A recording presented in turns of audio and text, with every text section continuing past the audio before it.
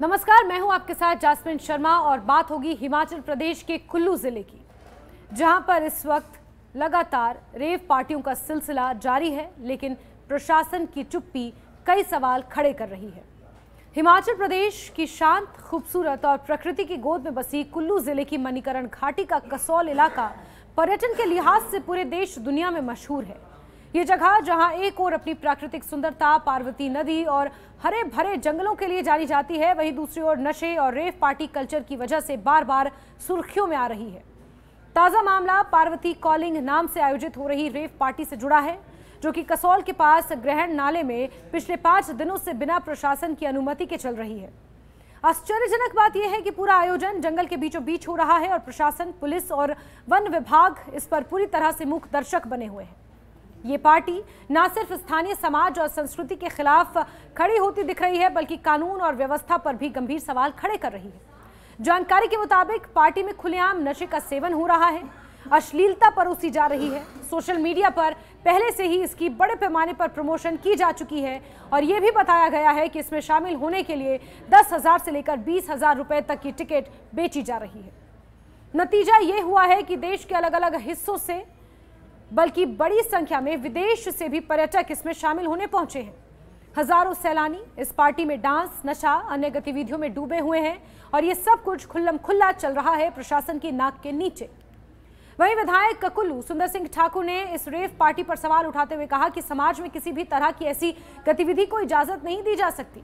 उन्होंने माना कि उन्हें पार्टी की जानकारी मीडिया के माध्यम से मिली है और अगर सचमुच जंगल क्षेत्र में यह आयोजन हो रहा है तो इसकी जिम्मेदारी वन विभाग की बनती है। उनका कहना है कि यदि किसी भी तरह का आयोजन प्रशासनिक स्तर पर होता है, किसी फेस्टिवल या सांस्कृतिक कार्यक्रम की योजना बनाई जाती है तो उसकी जानकारी मीडिया के माध्यम से सार्वजनिक की जाती है, जैसे कि विंटर कार्निवल मनाली। लेकिन यहां जंगलों में गैर कानूनी तरीके से इस पूरे आयोजन को अंजाम दिया जा रहा है। पुलिस की ओर से भी सफाई दी गई है कि आजकल सोशल मीडिया के जरिए कोई भी जानकारी पहले पहुंचती है और पुलिस को उसकी भनक बाद में लगती है। एसपी कुल्लू का कहना है कि पुलिस ने इस पार्टी के लिए कोई परमिशन नहीं दी है और बिना किसी अनुमति के अगर कहीं भी रेव पार्टी का आयोजन होता है तो आयोजकों के खिलाफ कानूनी कार्रवाई की जाएगी। लेकिन ये बयान जमीनी हकीकत से मेल नहीं खाता, क्योंकि कसौल और आसपास के जंगलों में बीते 20 दिनों से लगातार रेव पार्टियां आयोजित हो रही हैं। पुलिस की भूमिका खानापूर्ति से आगे नहीं बढ़ पा रही है। गौरतलब है कि कसौल पहले से ही नशे की मंडी के तौर पर बदनाम है।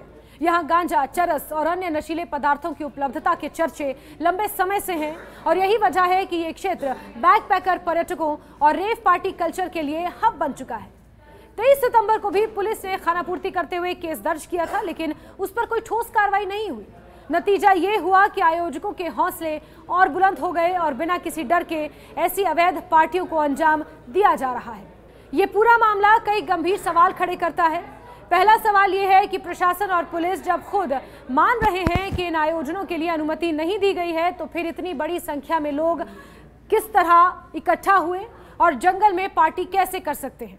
दूसरा सवाल यह है कि क्या प्रशासनिक तंत्र वास्तव में अक्षम हो चला है या फिर जानबूझकर चुप्पी साधे हुए है।